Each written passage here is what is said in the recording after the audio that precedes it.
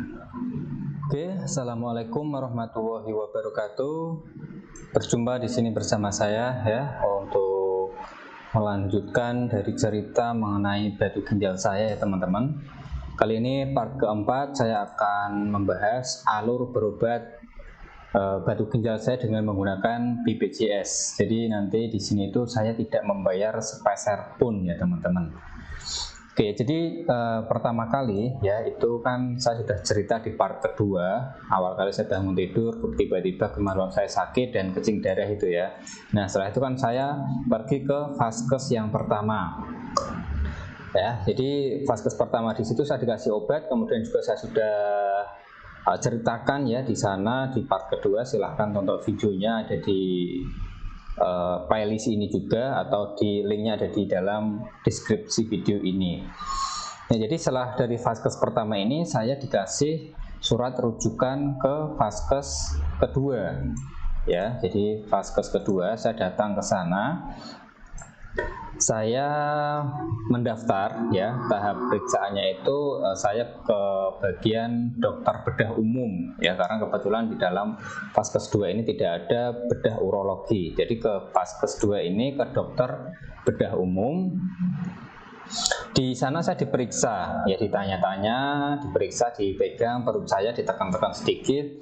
Kemudian setelah itu saya disuruh ke bagian USG atau diberikan rujukan ke USG, masih di vaskes kedua ya, cuma kan dokternya berbeda. Jadi saya dikasih surat untuk USG. Nah kebetulan di situ ya di hari yang sama itu USG-nya juga buka teman-teman ya, jadi saya langsung ke bagian dokter USG, saya akan mendaftarkannya di sana. Ya ternyata ketika saya masuk ke pendaftaran USG ya, dokternya itu libur hari itu. Nah jadi katanya nanti bukanya 2 hari lagi gitu, datangnya 2 hari lagi. Nah, jadi saya mendaftar di hari tersebut, kemudian 2 hari lagi nanti saya tindakan USG. Ada beberapa persyaratan sih sebenarnya sebelum di USG, dan nanti saya akan ceritakan ya apa saja yang harus dilakukan sebelum USG ini di video yang khusus ya. Oke, ini langsung saja di hari pas dokternya ada atau 2 hari kemudian ya, saya USG ya, datang ke sana. Di sana itu saya dicek ya, dari perut paling atas, dari kiri ke kanan ya, jadi enggak bagian yang sakitnya aja, tapi dicek satu persatu keseluruhan perut itu.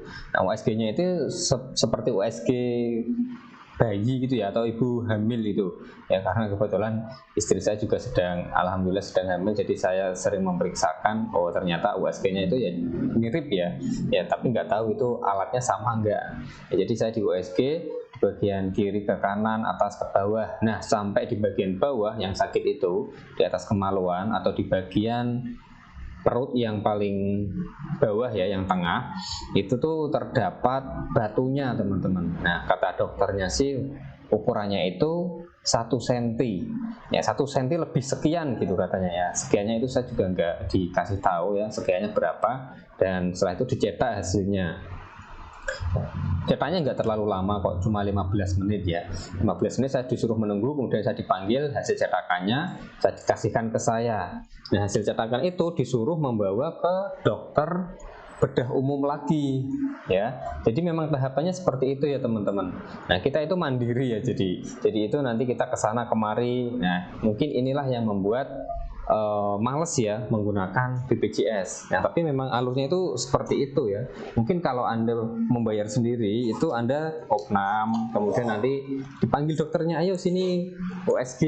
Nah, kemudian nanti besok harinya hasilnya ditaruh atau diantar ke tempat Anda. Tapi kalau ini enggak ya, kalau menggunakan BPJS kita harus aktif ya, karena ini rawat jalan ya, memang prosedurnya memang seperti itu. Tuh, ini laptop saya malah baterainya habis ya. Oke, sebentar saya charger dulu ya, mohon maaf ya, ini agak mengganggu sedikit.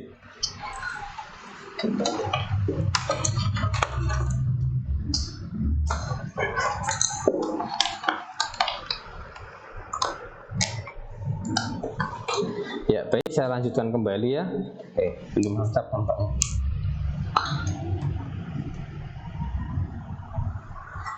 Sudah.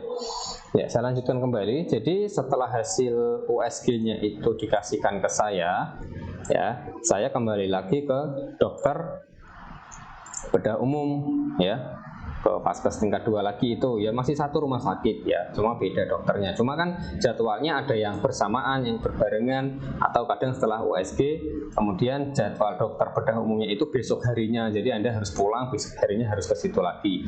Kebetulan di sini waktu USG itu berbarengan dengan dokter vaskes yang kedua ini, jadi saya langsung bisa memperlihatkan di hari yang sama ya. Kemudian saya masuk ya ke dokter bedah umum ini, dan dokter bedah umum itu mengatakan, wah ini sudah gawat mas, ini sudah besar sekali, nggak bisa keluar kalau ukurannya segitu.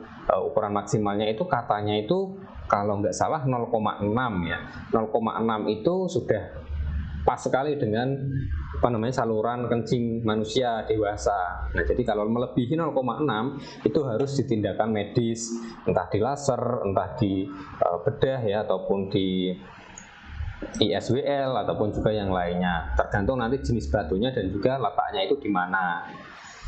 Nah, jadi dokter vaskes 2 ini memberikan surat rujukan ke vaskes tingkat 3. Ini harus dokter bedah urologi yang menanganinya. Kebetulan di vaskes tingkat 2 itu tidak ada bedah urologi atau tidak ada peralatannya juga. Jadi saya dikasih rujukan ke vaskes tingkat 3 ya. Jadi saya besok harinya ke vaskes tingkat 3 ya, beda rumah sakit ini ya istilahnya. Nah, vaskes tingkat 3 di sini sudah spesialis urologi ya, bagian saluran kencing. Nah, kemudian ya saluran kencing atau apa ya urologi yang mungkin yang tahu bisa dijelaskan juga ya di komentar, barangkali saya juga salah. Nah, sebenarnya untuk vaskes 3 ini atau dokter urologi ini ya, saya masuk ya, daftar dulu kemudian antri lah, itu nggak perlu saya bahas ya. Kemudian giliran saya masuk, saya lihatkan hasil USG saya, dok ini saya ada batu ginjalnya di saluran kemih ya, karena kata dokter vaskes 2 itu memang di saluran kemih, di kandung kemih. Kemudian dokter itu mengatakan, wah mas ini harus opnam. Ya saat itu juga saya disuruh opnam, tapi saya kaget ya, karena pasti banyak pekerjaan yang tertunda-tunda kan. Beberapa minggu saya selalu sakit, nggak bisa bekerja maksimal, jadi saya kaget. Dan ya sebenarnya sih alasan utamanya saya takut ya, kok langsung disuruh opnam, berarti saya langsung harus ditindakan, ini harus dioperasi. Saya belum siap istilahnya mentalnya. Saya bingung, saya diem aja gitu ya. Dokternya, kenapa kok diem aja? Nah, terus saya ceritakan, maksud saya itu kalau bisa diobati dulu lah, dikasih obat biar hancur gitu, biar keluar sendiri gitu. Pengen saya seperti itu, tapi kata dokternya, oh gitu, ya udah kalau nggak mau opnam, tapi nanti ini bahaya loh ya, nanti ketika di rumah kalau nggak bisa pipis gimana? Dikatakan seperti itu. Ini soalnya ukurannya udah besar sekali dan juga di kandung kemih, itu bisa aja menyumbat ya, diilustrasikan di gambar. Ini loh batu kamu itu di sini. Tiba-tiba waktu-waktu kamu bisa aja tidak bisa kencing dengan tiba-tiba karena batunya itu menyumbat di saluran akhirnya.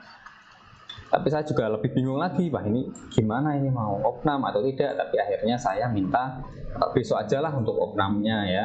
Nah, akhirnya dokternya menyarankan, yaudah kalau nggak mau opnam nanti saya kasih obat aja untuk penghilangkan nyeri, dan juga ini saya penghancurnya ya, ataupun peluluh batu ginjalnya. Siapa tahu nanti keajaiban Allah bisa hancur sendiri batunya dan bisa keluar. Tapi sambil menunggu itu harus di CT scan ya. Jadi dari dokter urologi itu menyarankan saya untuk CT scan. Ya bagiannya berbeda dengan dokter urologi ini, tapi masih di dalam satu rumah sakit. Dan saya dikasihkan surat ya untuk dibawa ke pendaftaran CT scan. Dan sesampainya saat itu saya keluar dari dokter urologi ini dan saya menuju ke bagian CT scan. Nah, di bagian CT scan ini ya saya mendaftar ya, kurang lebih halatnya seperti itu ya. Nanti tiduran di tengahnya situ, nanti saya akan juga jelaskan ya di video yang lain tapi. Nah, saya mendaftar, kebetulan di sana CT scan-nya itu setiap hari buka pendaftaran. Delalahnya itu hari Kamis ya. Delalahnya alat CT scan-nya itu rusak teman-teman.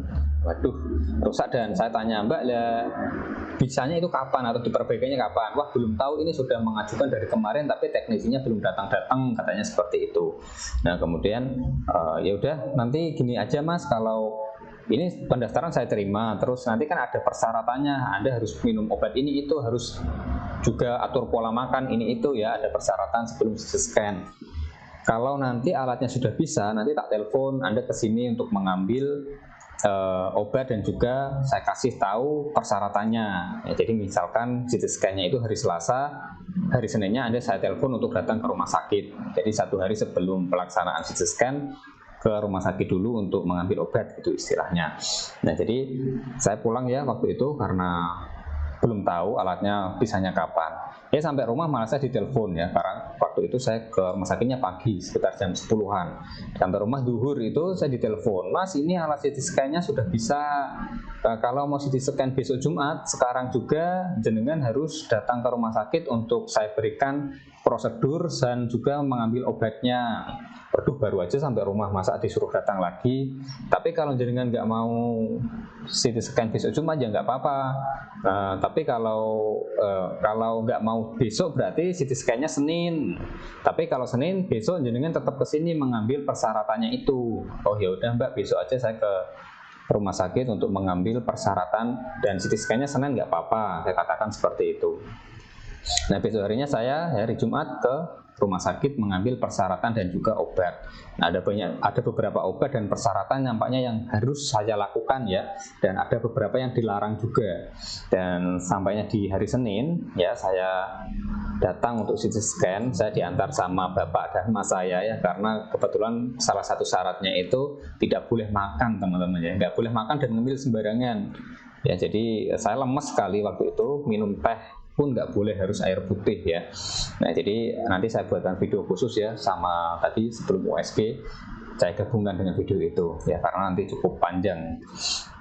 Oke, kemudian saya masuk ke bagian CT scan ya, saya tidur di bagian ini, celananya dipelorotin, saya kasih selimut, kemudian dokternya pada lari semua entah kemana ya. Jadi di dalam sini nanti diinstruksi dari luar ruangan ya, tapi ada kaca, kayak kaca gitu. Nah setelah itu untuk hasilnya ya, setelah ini selesai ya, hasilnya itu 3 hari teman-teman. Kalau saya itu 3 hari, tapi dokternya itu kaget ya, karena saya kan CT scan Senin, kemudian dokter urologi itu adanya hari Kamis. Nah hari Kamis itu katanya sudah jadi untuk CT scan-nya. Ya saya pulang setelah CT scan, saya makan bebas ya, karena sudah CT scan makannya bebas. Setelah itu hari Kamisnya pagi saya mengambil hasil CT scan, dan saya akan tunjukkan ke bagian dokter urologi lagi. Nah tapi sebenarnya itu 1 minggu teman-teman, hasil CT scan itu umumnya 1 minggu di rumah sakit yang saya kunjungi ini ya.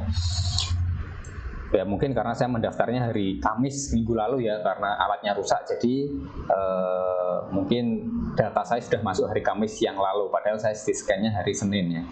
Oke ya, saya lanjutkan kembali. Setelah hasilnya itu kurang lebih seperti ini ya, tapi ini bukan milik saya teman-teman, ini milik dari internet, saya nggak tahu milik siapa ya, saya mohon maaf. Saya izin siapa yang memiliki gambar ini saya ambil di sini ya. Jadi nanti kelihatan, nanti ada tulang-tulangnya, kemudian di bagian sini itu ada putih gitu ya, kayak tulang gitu di bagian milik saya ya. Mohon maaf saya nggak foto milik saya sendiri ya. Nah hasil ini itu nanti saya tunjukkan ke bagian dokter dokter urologi ya, dokter urologi. Nah kemudian di dokter urologi, Mas ini bahaya sekali, ini harus opnam saat ini juga. Waduh, saya dikatakan seperti itu karena batu yang ada di kandung kemih saya itu katanya batu yang paling keras ya, dia tidak bisa hancur dengan sendirinya ataupun dikasih obat. Jadi obat apapun nggak bisa menghancurkan batu ginjal saya, itu lebih keras daripada tulang, dikatakan seperti itu sama dokternya. Dan ya udah dok, kalau memang harus opnam, saya mau opnam aja, nggak apa-apa lah. Oh iya mas, tapi ini ada prosedurnya kalau mau opnam. Silahkan nanti saya kasih oret-oretan ke bagian pendaftaran rawat opnam ya. Nanti ditanyakan dulu di sana ada kamarnya enggak, ya, karena enggak semuanya pasti ada kamarnya, katanya seperti itu. Akhirnya saya dikasih coret-coretan dan saya pergi ke pendaftaran rawat opnam, rawat inap ya. Ya di rawat inap ini pendaftarannya ternyata dicek ya, nggak ada kamar kosong ya, nggak ada kamar kosong, dan akhirnya saya harus pulang. Tadi juga dijelasin sama dokternya, nanti misalkan tidak ada kamar kosong ya, nanti ditunggu, biasanya mbaknya nanti itu kasih informasi, Mas ini belum ada kamar kosong, silahkan tinggalkan nomor HP aja yang bisa dihubungi, nanti ketika ada kamar kosong biar saya hubungi ya, katanya seperti itu. Tapi nggak tahu kapan adanya. Terus nanti misalkan sampai 1 minggu belum dihubungi oleh mbaknya bagian rawat inap, silahkan kontrol lagi ke sini, kata dokternya seperti itu. Atau ketika besok ya, atau kapan saja ketika Anda di rumah tiba-tiba nggak bisa buang air kecil, Anda silahkan langsung saja masuk ke UGD, katanya seperti itu. Nanti kalau masuk UGD langsung kita tindaki, langsung kita operasi. Nah saya tambah takut ya, nanti kalau di rumah tiba-tiba nggak bisa kencing, karena untuk menahan aja sakit banget, bisa kencing pun sakit banget rasanya ya, meskipun nggak lancar pipisnya. Ya, oke lah, saya tinggalkan nomor HP, kemudian saya pulang ke rumah ya. Sampai 1 minggu saya nggak dihubungi sama mbaknya ya. Oke, mungkin mbaknya sudah punya suami ya. Jadi akhirnya hari Kamisnya saya kontrol lagi ya ke bagian dokter urologi tadi. Nah di dokter ini saya, dok, belum ditelepon juga sama mbaknya bagian rawat inap. Oh gitu ya, tapi masih sakit nggak? Masih sakit banget dok, kadang mau keluar darahnya ya, memang karena waktu itu sering keluar darah, semakin ke sini semakin keluar darah, dan kadang itu sakit banget, nggak bisa pipis, tapi cuma beberapa saat. Jadi mau pipis banget itu nggak bisa, atau keluarnya sedikit tok terus nggak keluar lagi. Ya akhirnya dokternya kasihan ya mungkin sama saya. Nah gini aja Mas, tak kasih coret-coretan ini dan ini harus dapat kamar ya. Nanti mbaknya suruh telepon saya, kasih coret-coretan. Terus saya ke bagian tempat pendaftaran rawat inap lagi ya. Nah di sana mbak, ini kata dokternya ini harus dapat kamar mbak, karena sudah gawat sekali. Terus mbaknya telepon dokternya ya. Nah setelah tertelepon dokternya, langsung dikasih kamar. Ya mungkin percakapan nggak tahu, saya nggak mendengarkan ya, karena di ruangan sendiri, terus ada jeda ada kacanya gitu ya, karena masih pandemi sih, jadi dikasih sekat gitu.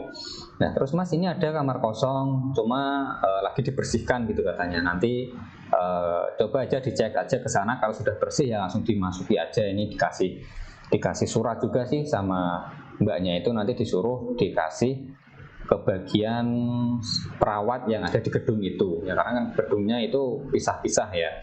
Nah akhirnya saya lari atau jalan ke gedung tersebut, saya kasih ke bagian Mbak Suster ya namanya, atau perawat yang ada di situ. Mbak mau rawat inap ini, kasih dicek semua berkasnya, langsung saya disuruh tanda tangan bapak saya ataupun penanggung jawabnya, karena kebetulan saya waktu itu dengan bapak ya, disuruh tanda tangan juga, nggak sempat saya baca ya seharusnya kok disuruh membaca tapi nggak saya baca.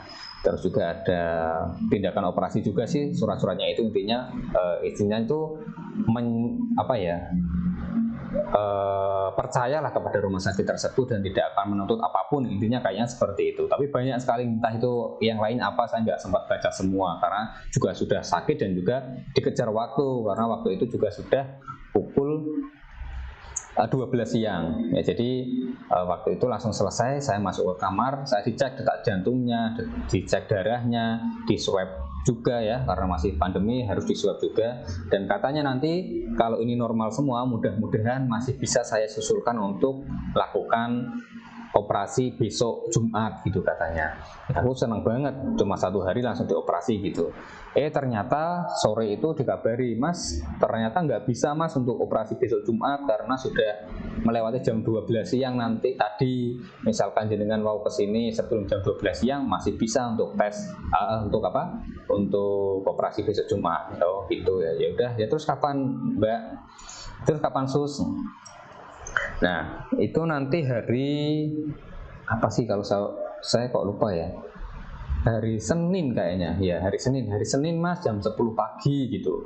Waduh, ini harus Kamis, Jumat, Sabtu, Minggu, Senin ya, masih 4 hari ya. Oh gitu. Nah terus saya tanya, Mbak kalau misalkan saya pulang dulu nanti saya kesini Minggu sore boleh nggak? Ya ternyata nggak boleh, saya harus di situ. Ya, jadi saya harinya tiduran, jalan-jalan ya di rumah sakit selama Kamis, Jumat, Sabtu dan Minggu. Nah kemudian tibalah hari Seninnya ya, hari Senin pagi saya sudah dikasih beberapa petunjuk, Mas silahkan gini ya, silahkan minum ini itu. Nah nanti saya juga akan bahas di video khusus ini ya. Terus jam 10 saya dijemput sama susternya, dibawa ke ruang operasi. Ya, di ruang operasi saya menunggu lagi ya di dalam itu dicek detak jantung saya dan juga yang lain sebagainya. Nah dan setelah itu saya masuk ke ruang operasi.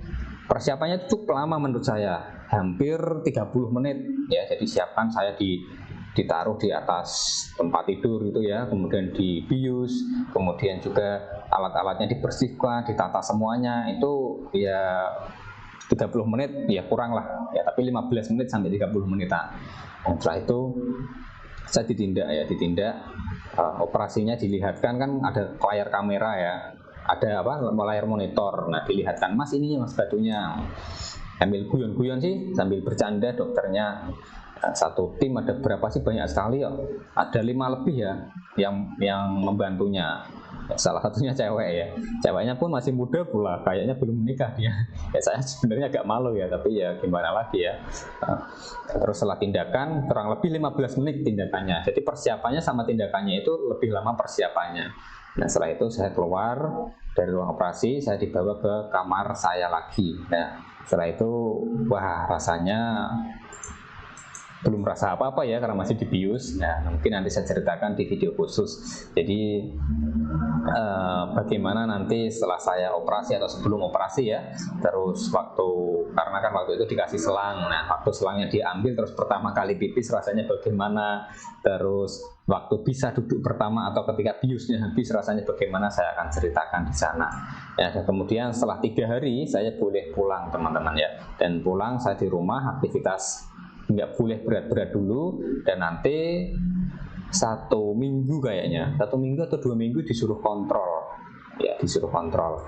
Nah, kemudian saya di rumah saya juga sering merasa pusing ya, sering mengeluh pada bagian pinggang belakang itu, yang tengah, yang tulangnya yang waktu itu disuntik, dibius ya. Kemudian waktu 1 minggu kemudian saya kontrol lagi, dan alhamdulillah meskipun saya masih sering pusing dan lain sebagainya, tapi dinyatakan pengobatannya sudah selesai. Nanti kalau ada kenapa-kenapa lagi, saya harus mengulang dari fase 1 lagi. Jadi saya dikasih surat bahwa menandakan bahwa pengobatan saya sudah berakhir, dan ini harus kembali ke fase 1 lagi. Misalkan kok pusingnya nggak hilang-hilang sudah beberapa minggu ataupun ada keluhan lain, harus dimulai dari fase 1 kembali. Oke ya, itu ceritanya. Oh ya, dan yang terakhir, saya kebetulan untuk Vaskes Kesehatan BPJS-nya saya kelas 2, dan di rumah sakit tersebut saya juga mengambil kelas 2. Jadi tidak naik 1 tingkat atau tidak turun ya. Jadi 1 kamar 2 orang, dan kebetulan yang sebelahnya itu kosong ya. Selama beberapa hari itu kosong terus. Dan saya tidak dipungut biaya sepeser pun, mulai dari Vaskes 1, Vaskes 2 ya, yang USG itu saya juga tidak membayar, cuma ada nota di situ ya, notanya kurang lebih USG itu 115 atau 215 itu saya lupa, kayaknya 115 ya sama cetakannya itu. Tapi juga nggak disuruh membayar, dikasih obat beberapa kali juga tidak disuruh membayar.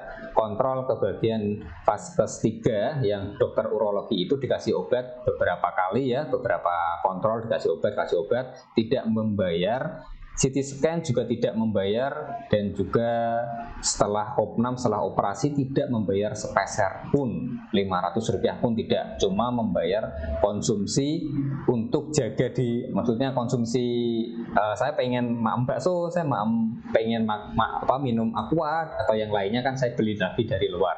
Intinya yang dari rumah sakit itu benar-benar free, benar-benar gratis, nggak bayar sedikit pun.